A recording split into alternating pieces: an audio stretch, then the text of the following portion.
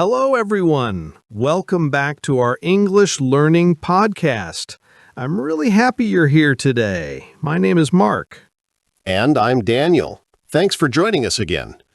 Today we have a really important topic, something almost every English learner struggles with. That's right. The big question is, how can you stop translating in your head and start thinking directly in English? Oh yes, that's a tough one.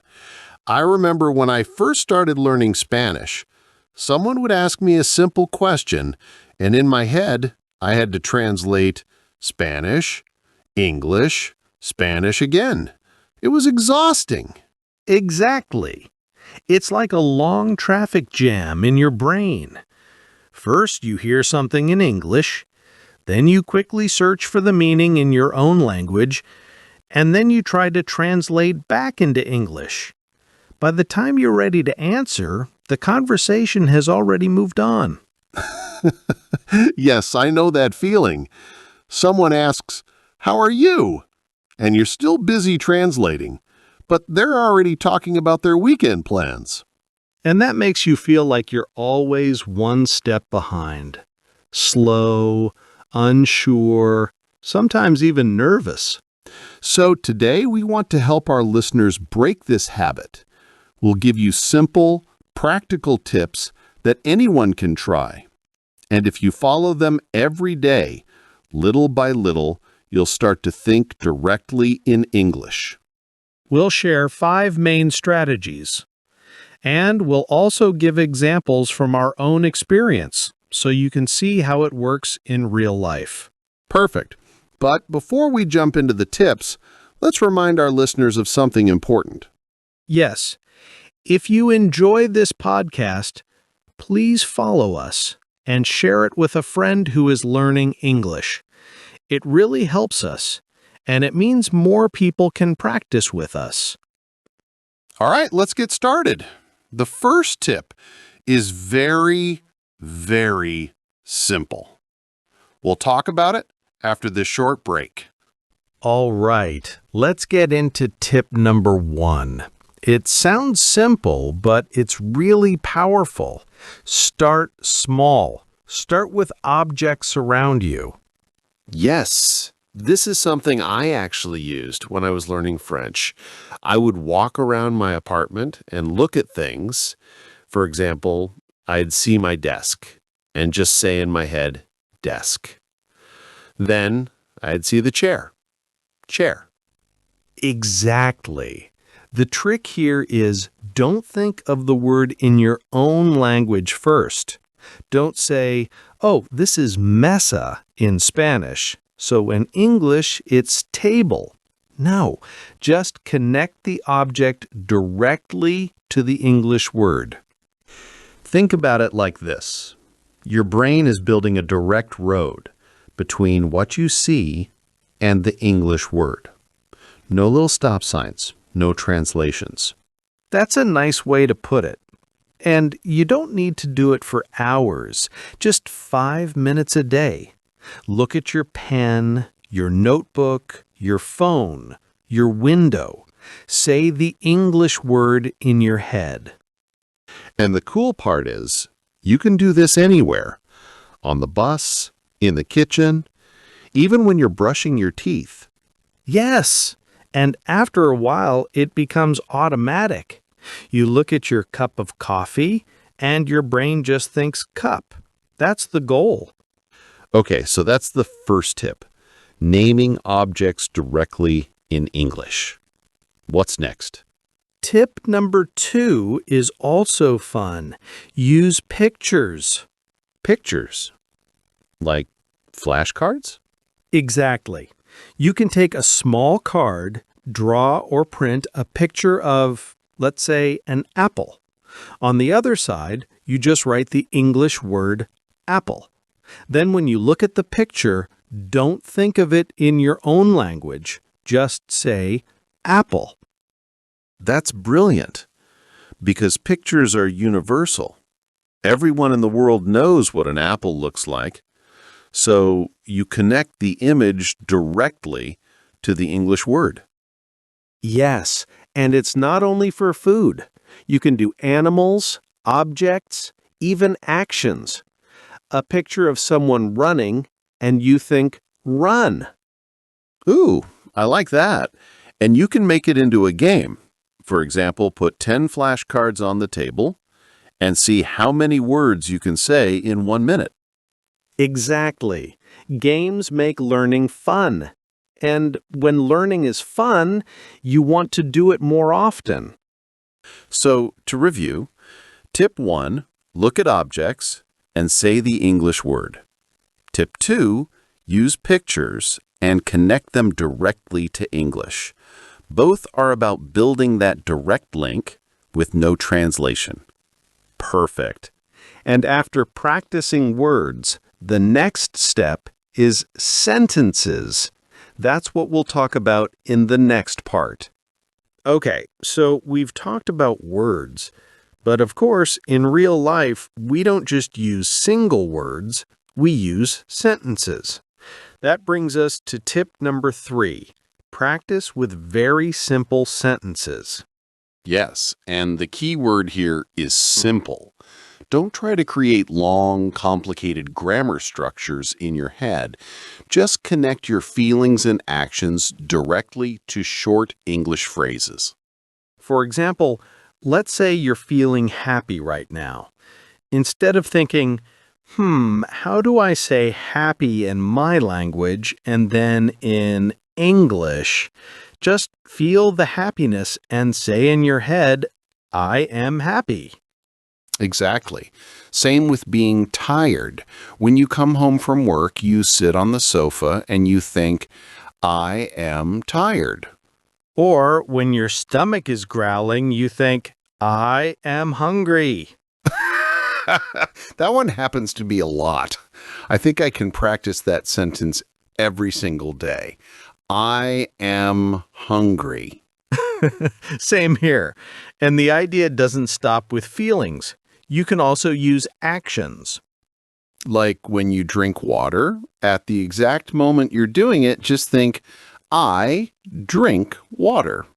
Or when you open a door, I open the door. When you sit down, I sit down. That's such a great method. It's like narrating your life in English. Instead of translating, you're describing your actions directly as they happen. Yes, it builds a strong connection in your brain. The action and the English phrase are tied together. No middle language. And the best part is, you're practicing all day without needing a textbook. Your life is your classroom. That's true. If you keep doing this for 1 or 2 weeks, it starts to feel natural. At first, it feels a little strange, like talking to yourself in your head, but with time, it becomes automatic. And don't worry if it feels slow or silly at the beginning. That's completely normal. The important thing is to practice regularly, even for a few minutes each day. So, tip number 3. Connect your feelings and daily actions to short English sentences. No translation, just direct thinking. Perfect. And now, once you're comfortable with that, there's another really fun way to practice, by watching and listening.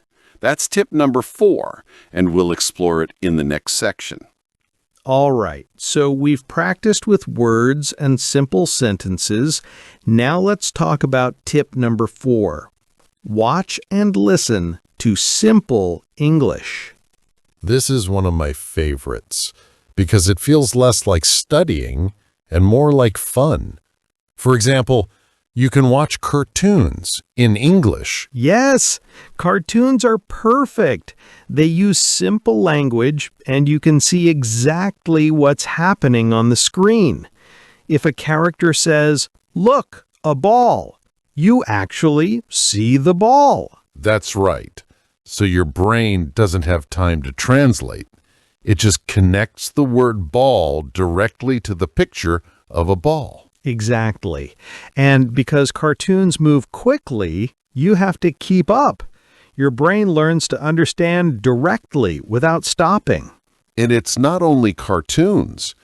Children's songs are also amazing for this. Yes, because they often come with actions. For example, head, shoulders, knees, and toes. You sing, you move, and you learn the words all at the same time. And the repetition is super helpful. Kids' songs repeat the same words again and again, which helps the vocabulary stick in your memory. That's true. And listeners, here's a little challenge for you. Choose one cartoon episode or one children's song and watch it every day for 1 week. Don't take notes, don't translate, just watch and enjoy. Yes, treat it like entertainment. The amazing thing is, your brain is still learning in the background. It's passive learning, but it's powerful. And another tip, don't worry if you don't understand every single word. Focus on the overall meaning, the pictures, and the actions. Exactly. Understanding 100% is not necessary. Even 50% or 60% is enough to start thinking directly in English. So, to summarize, cartoons, children's shows, simple songs. Watch, listen, and connect directly to English. No translation needed. Perfect. Now, of course, this all takes time. You can't expect to think in English overnight. That's why our final tip is about something very important: patience.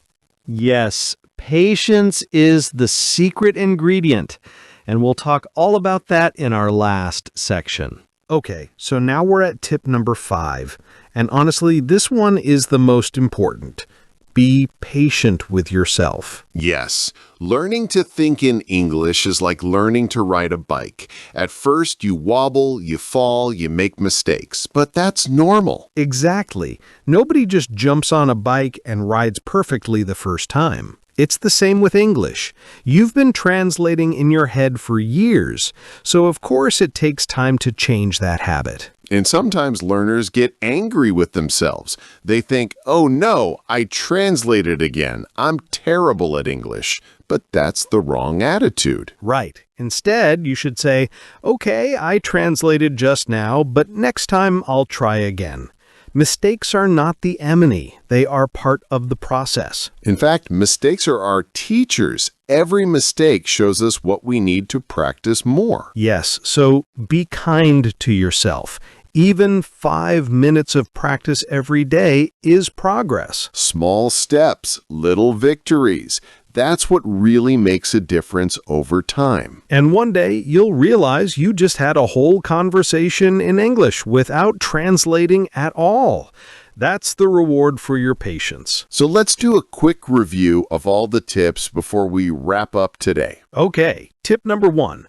Look at objects around you and say the English word directly. Tip number 2, use pictures or flashcards to connect images with English words. Tip number 3, practice simple sentences. Connect your feelings and actions directly to English. Tip number 4, watch cartoons, listen to children's songs, and enjoy simple English. And finally, tip number 5, be patient, accept mistakes, and keep going. Perfect summary. So, dear listeners, remember, learning English is not about speed.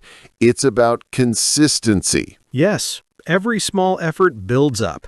Don't compare yourself to others. Just focus on your own journey. And we'd love to hear from you. Look around right now. What's one thing you see? Write it in English in the comments. Is it a book, a window, maybe a plant?